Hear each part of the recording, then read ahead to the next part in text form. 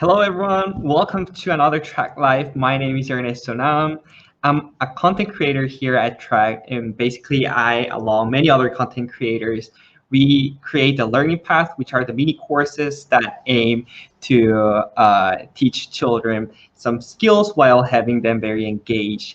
Today, we have a very, very important guest. She's a 12 years old CEO with a mission of teaching coding to a billion kids in the world. Her name is Samaira Mehta. We are so happy to have you here, Samaira. And just before handing it over to her, just wanted to mention that in the end of this live event, we're gonna have the raffle that we have promised. So please stay tuned. And yeah, Samara, it's all yours. Welcome. And thank you so much for being here. Thank you so much for having me. It's my pleasure to be here. I'm going to share my screen real quick and then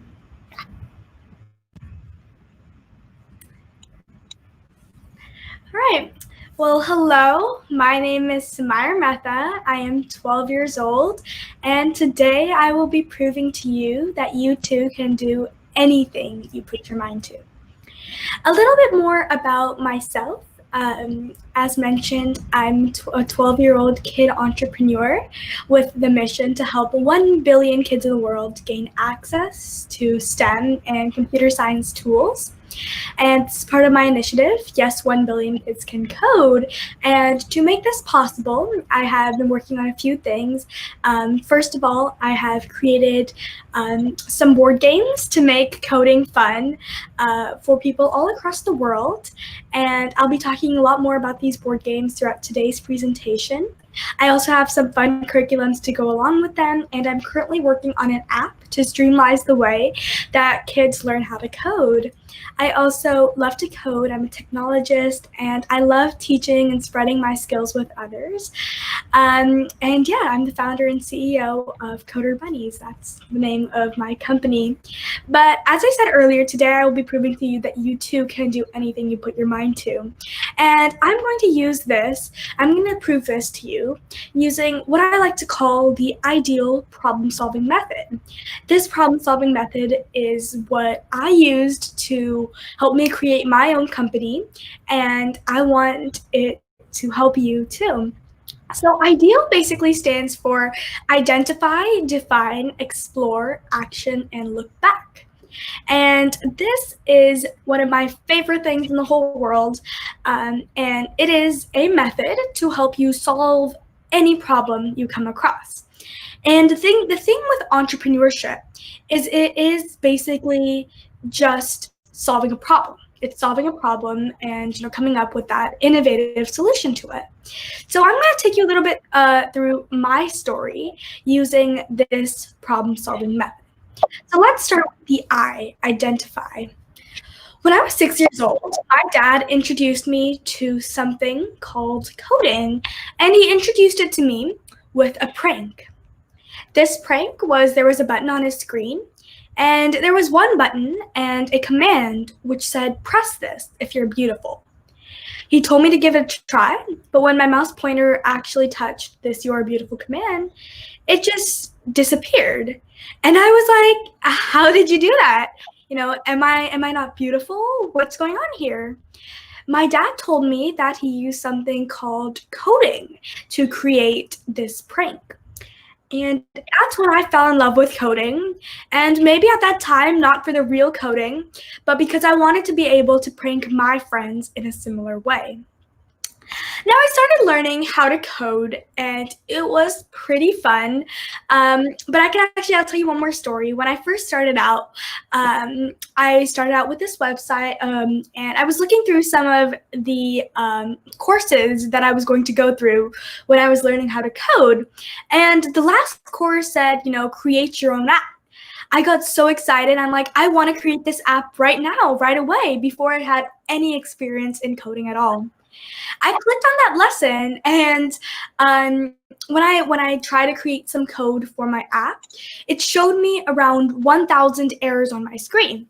And if you've ever coded before, you know, errors make your whole screen sort of seem red. And I was so frightened because my whole screen seemed red. I looked at the error message and it said, you know, you were missing a pair of parentheses.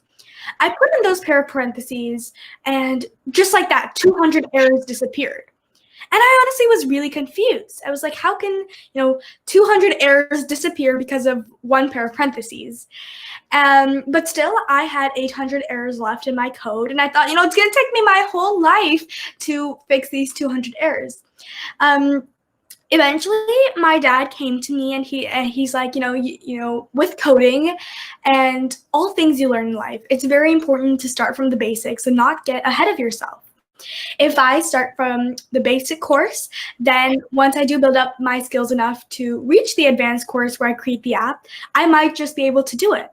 And that's when I learned something very important that day. You have to start from the basics and build up your skills from there. But in general, learning how to code was a pretty fun process for me. And when I started talking to some of my friends about how much I enjoyed this new coding thing that I was learning, they said that they didn't have the same passion as me. And now this is where I am in the problem-solving method of identify and define. Identify and define what is the problem. My problem was that my friends didn't have the same passion for coding as I did. Next up, we have explore. Explore the possible solution. Now, what I did was I went, okay, well, you don't like coding. Well, how is that possible? Coding is such a fun thing. At least it was for me. And now that I think about it, it was probably in the way they were introduced to it. When I first started out, I had all those error messages on the screen. I got frustrated and I left the computer. I was fortunate enough to have somebody to guide me and tell me to start from the beginning. But maybe a lot of my friends had came across a similar or even same problem, which had them lose interest in coding. But I wanted to explore possible solutions to make this coding thing fun for them. I asked them, okay, well, what do you enjoy? They said, well, I like playing video games and board games and all sorts of games. I thought about, how I loved playing board games with my family. And that's when I sort of thought, okay, well, maybe I could put this coding and board game thing together. Maybe that can make coding fun for my friends. The next step in the ideal problem-solving method is IDEA, and A stands for action. I had this idea, okay, I want to put a board game and coding together and create a coding board game. And when I actually first presented this idea to my parents, they were like, you're just 7 years old. How can you create a board game? How will you apply coding into this board game? So they told me, okay, just do some research on it first. I did some research and I found out what creating a board game really involved. It involved coming up with all sorts of rough sketches, playtesting, prototyping, and then eventually getting into mass production. And this time when I did tell my parents this, they were like, okay, you know what you're talking about. And from there, they were very, very supportive of me the entire way. And I started drawing some prototypes of how I wanted this game to be. If you look on the screen, some of the original rough sketches were just me drawing pictures of bunnies because I wanted that to be sort of the main character of my game, of this coding board game I was creating. And then eventually, I put these ideas onto a screen. I created some computer graphics. I had a bunny. I put my mom's glasses on them. And I took a picture and I started creating all these code cards that you see in the center. And then, there was a lot of prototyping that went into creating a board game. The funny story was Office Depot is a place that has really, really cool glossy ink, which, my home printer didn't have. And, I remember how many times we went back and forth to Office Depot so that we could print out our rough sketches with a glossy ink to see how it actually looked on a board game. But taking action was a huge part of actually seeing my ideas and visions come to life. Now, taking action, part 2. I got my first prototype copy of Coder Bunnies on Christmas in 2016, December 25th, 2016. And it was a fun little Christmas present. And but now I had it. I had a board game, and I had something that started out as a simple thing that I wanted to find a solution to was actually coming to life. My ideas and visions were coming to life in a board game, and all because I decided to take action with this problem that I had come across. So here we could see this is actually how my game looks today. It's a final version with all of the boards, the cards, the tokens, the rule book, and the game box. And now we have covered quite a few steps in the problem-solving method. I stands for identify, D stands for define, E stands for explore, A stands for take action. And now we're going to look back and see if all of this action I took really made an impact. Did it really solve the problem? And there was a lot of looking back. I think the first thing I did to really look back was test it out with my friends, the friends who originally thought coding was something boring. And I saw that through this board game, their perspective towards computer science was changing. They thought of it as something they enjoyed. It was something fun for them. And that was something that never happened before. I was really motivated by their amazing feedback, and I decided I wanted to teach even more kids how to play my game. Here on the screen, you can see just some of the examples of workshops that I've been doing. Today, I've done over 500 workshops teaching over 10,000 kids how to play my game. It's pretty awesome to see that something that started out as a simple solution I wanted to find to a problem is now something that's made an impact in the lives of over 10,000 people. And then looking back, part two, so with all these workshops that I was doing, a lot of parents started asking me, hey, where can we buy the game? I want to play some of the more advanced levels with my kids at home. And at the time, this was just something I was doing for fun, some simple solution I wanted to find to a problem. But I think a lot of parents started asking me, where can we buy the game? And I decided, okay, maybe it's time to get into mass production. After we got into mass production, we started selling on Amazon, and almost within a year after, Coder Bunnies trended at #1 out of all of the board games on Amazon. And it was awesome. I mean, it was seeing that it showed me that my work can make an impact in the community, and it really motivated me to work even harder. And so that was my story. And I have now today, I never really set out with this whole problem-solving mindset, this problem-solving method in my mind. But now that I look back, a lot of my story connects with it. And almost any entrepreneur's story can connect with it. And yeah, just a little bit more of looking back. I've been very grateful to receive a lot of support from the community, and I'm really, really grateful to that. But a lot of the other projects that I have been working on can very, very similarly be applied to the ideal problem-solving method. And so today, what I wanted to tell you was that, if you ever come across a problem, never feel that you are too young to find the solution to it, because you aren't. And, you can do anything you put your mind to as well. And I just hope this ideal problem-solving method has helped you a little bit to do that. And just a little more advice that I personally feel like I have learned from my journey as an entrepreneur so far is, #1, time expands to accommodate your passions and priorities. A lot of people ask me how I manage with school, homework, extracurricular activities, and then on top of all that, running a business. But I feel that, if you love what you do, then time will expand to accommodate in all of those passions and those priorities. #2 is don't worry about failure. Worry about the chances you miss when you don't even try. There's so many times I look back and I say, if I just stopped at that one point where I felt like I couldn't go any farther, then to this day, I wouldn't be anywhere close to where I am. So instead of always worrying about the outcome, whether that may be failure or success, worry about the experiences that you may miss if you don't even try in the first place. And #3, dreams don't work unless you do. Of course, it starts with a dream, a very, very big dream, but you're going to have to work countless amount of hours to achieve that dream. Hard work cannot be avoided when wanting to achieve something greater.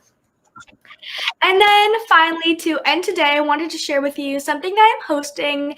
It's actually starting in about just a week, and it's called Boss Biz. Boss Biz is a 2-week program that will take place over December break, from December 19th to December 31st. It is a little event I'm hosting where I'll be sharing some of the learnings more in depth, and you get the chance to really create your own business, bring your ideas and visions to life, and then finally you get it presented for the chance to win $2,000 SB seed funding to make some of your visions and ideas reality. Not only will I be sharing my experience in Boss Biz, but we have some pretty awesome distinguished speakers who will be joining us every day to share their experience in the entrepreneurship field as well. If you want to check out more, the link to do so is on this page right over here, bit.ly/bossbiz. Make sure to check it out, and I really hope to see you there. So thank you guys so much for having me today. It was my pleasure to be here. If you want to learn more about some of my work, you could check out my social media pages. They're all on the screen: Facebook, Instagram, LinkedIn, Twitter, all at Coder Bunnies. And if you ever want any help, you want to talk, you always feel free to email me at Samaira@coderbunnies.com. And now I'm really excited to see more about this raffle and see who'll be winning my games. We talked about Coder Bunnies, but I also have 2 other games: Coder Minds, which released in 2018, and Coder Mars, which just released a few weeks ago. I'm super excited. Let's get into the raffle. Thank you. Samaira, thank you so much. It was amazing hearing your story, and thank you so much for sharing it. I think I'm leaving this event convinced that I can do anything that I want as well. So thank you so much for that. Thank you so much. Thank you. Yeah, and I think that right before going to the raffle, actually, we have a lot of questions from the audience, and we were wondering if you could just quickly answer some of them, and then we move on to the raffle. How does that sound? Yeah.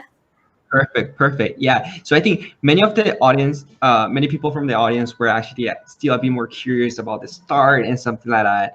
And one of the questions that we had was, how did you find the resources that you needed when you started? So could you elaborate a bit more on that part where you took your idea and really try to put out there in the world? Absolutely. So I think ever since a very young age, and I'm gonna take a little back in time before this game. I think from a very young age, I am very, very grateful to have very supportive parents who want me to be the best version of myself. I started swimming at 18 months old. I was on stage for the first time at 4 years old. So my parents were always, pushing me to be the best version of myself. But I think the thing that differentiates them from some other parents was that if it was not something I enjoyed, they didn't force me to expand on it. They didn't force me to do it a lot more. So I think that environment has really made a huge impact in who I am. When I was first introduced to coding, if I hadn't liked it, my dad wouldn't have made me do more of it. But I did enjoy it, and that's what I realized. Hey, this is what I like. This is what I want to do. So I think that environment has always played a huge role in who I am. I think in terms of, bringing some of my ideas and visions to reality, I think for that, it was just a lot of rough sketches, especially, with something like a board game. It was a lot of rough sketches, and then, getting in contact with graphic designers, looking at their previous products, seeing their art style, seeing how they design stuff, and how I want it for my game. And I think that was a huge part, getting in contact with the right people who will really help you, will make your ideas and visions a reality. So I think graphic designers were also really helpful. And then finally, I think my mentors play a huge role in who I am as well. One of my biggest mentors is Lauren Wilson. He is an amazing person, and I think he has played a huge role in who I am, and I would be nothing close to where I am without him.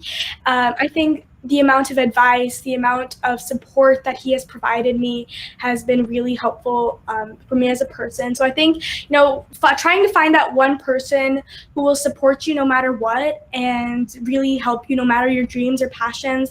And that could be anybody. That could be your parents, a teacher, anybody, whoever you think would be best fit to help you out.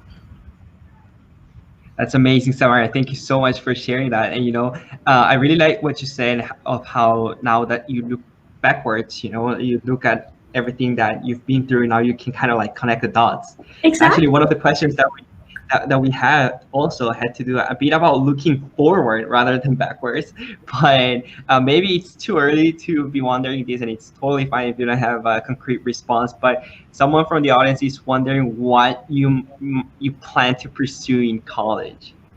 Yeah. Okay. So I think, first of all, my dream college is Stanford University. And in college, I want to pursue computer science and really the entrepreneurship side of it too. And the reason that Stanford is my dream college is because of its amazing tech entrepreneurship environment. And that's really what I want to pursue, the computer science and the tech side of it, but also the business innovation, bringing change and building the solution. That's sort of what I want to do. Amazing. And it's beautiful that you already have some kind of like plan ahead. I think it's very good to see that. And related to what you just said, actually, there's YT Brick Studios here asked what coding language you teach. And another question that's related to that, perhaps we could link it, is what's your favorite coding language so far? Yeah, so let's see. In my games, first of all, what Coder Bunnies does is it introduces you to all of the concepts that are used in computer programming. So what I did was, it's not a definite language, but it's the concepts that are applied in all of them. And what Coder Bunnies does is once you play the game and you take your learnings from it and you go and maybe do a real coding on a computer, a lot of the concepts that you learned in Coder Bunnies will help you better understand those the real world computer science. Coder Minds actually introduces you to JavaScript a little bit through our code cards. And then it also does introduce you, all of my board games actually introduce you to the concepts that are applied in it. And I think what's really important is once you understand the concepts that are applied in it, you can learn almost any programming language. And that's what I find pretty cool about coding. Maybe syntax and stuff could be different, but the idea behind it and the concept behind it will always be very similar or pretty much the same. And in terms of answering what my favorite programming language is, my favorite is probably JavaScript with Python as a close second. Amazing, yeah. And I know a bit about coding, so I totally understand what you mean. And thank you, that was amazing, Samara. And just before heading to the raffle, actually, we want to ask you one last question from Colossus of Rose. I know you briefly touched upon this already, but he's wondering, how did you keep yourself motivated through such a long and complicated process? I know many people might still think this whole entrepreneurial journey as perhaps a bit complicated process, perhaps, but how was for you just to keep yourself motivated? Absolutely. I think this is by far my favorite question. I think for me, the only way to keep yourself motivated is to love what you do. I was watching a movie last night, actually, and it was about a kid whose parents wanted him to be an engineer, but his real passion was wildlife photography. And, he couldn't become an engineer because his parents wanted him to, but it was never what he enjoyed. And after time, he wouldn't be good at it because it wasn't his passion. If he did, and he actually at the end, he did pursue wildlife photography and he was really good at it. He wrote some cool books on it and stuff. So I think the message I'm trying to get out of this is you have to love what you do. And if you love what you do and truly do have a passion for it, the motivation will never be lost. And I think that was a huge thing for me because I loved coding, and over time I've grown a huge passion for entrepreneurship. And I think, my passion is what keeps me going and is a huge motivation for me. Sounds amazing, Samara. Yeah, and I think I really hope the messages that you're trying to convey are very clear of um, we having to love what we do, and also that we can do anything that we want and anything that we love, right? So yeah, Absolutely. thank you so much for answering those questions, Samara. I think that was amazing. And yeah, I think we should move on to the raffle right now. So just to give a brief explanation, I'll be showing the wheel of names of all the uh, viewers who have signed up for this event, and we'll be going to raffle what, Samara? Can you explain us a bit there? Yeah, absolutely. So I'll be raffling 3 of my board games. We'll be raffling Coder Bunnies, Coder Mines, and Coder Mars in that exact order. Wheel of names. Amazing. So let's go with the first one. So here we go. 1, 2, 3. So the first winner is Stravanti. Congratulations. Awesome. And you will be winning a Coder Bunnies board game. Congratulations. Yay, congratulations. Now I removed Stravanti's name and we're gonna run the wheel of names once again for the second prize. Now let's see who's the second winner. There you go, there you go, there you go.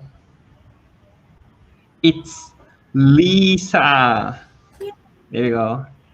Congratulations. And Lisa, you will be winning a Coder Mines. Perfect. Yeah, congratulations. Amazing. Now let's go to the last but not least. Which one? Who's gonna win this last gift? Let's see. Moist. So Moist is the winner of the last award that we have for today. Congratulations, Moist, for winning Coder Mars. Yay! Amazing, amazing. So to all these winners, we're going to be reaching out to you to get your further details. But yeah, Samaira, I just wanted to say thank you so much once again for your time, for inspiring story, and we wish you the best of lucks on anything that you do from now on. We're sure that you are gonna do amazing, believing that what you do and by doing what you really love. Thank you so much. It was a pleasure being here today. Amazing. Thank you so much, Samara, and for all the viewers. See you on this Thursday, December 17th at 4 p.m. We're gonna have our fellow Sam and Dean for another TractLive. Actually, it's the part 2 of how to play a guitar. And thank you so much for tuning in today. Thank you guys. Samara, once again, thank you so much. Thank you. Bye. Bye-bye.